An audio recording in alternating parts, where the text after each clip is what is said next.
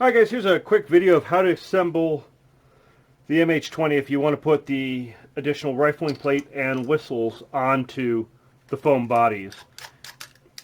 If you want the seams to look a little cleaner, you can just quickly scrape them up with a knife.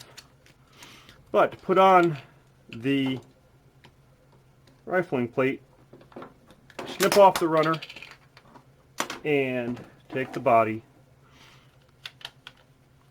Put a nice pile of hot glue right there.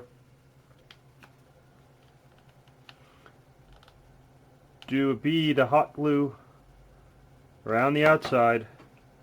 Put on the rifling plate. Push. Give it about a half twist. And then with your finger quickly run over the edge to clean up any overage.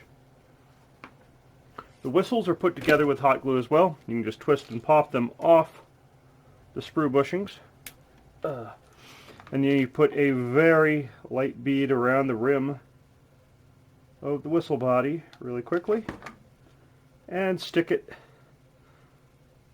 to the base, and then you can they just push right into the rocket.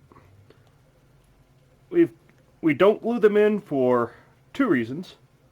One, so if an event has a problem with them, we've had people think that this little piece of plastic is a safety issue or whatever, as opposed to, an exploding tag round's okay, but a little bit of plastic in the front, I don't know. So you can pop them out as you need, and it allows you to set an angle in it to match the twist of the spin, and allows you to tune it to the platform you're using. Another trick I'm seeing some folks doing is with the M29 rockets, they're putting a little 1-2 BB in here, or a popcorn kernel, or a dried pea, and they're telling us it's increasing the noise, kind of like the pea in a pea whistle.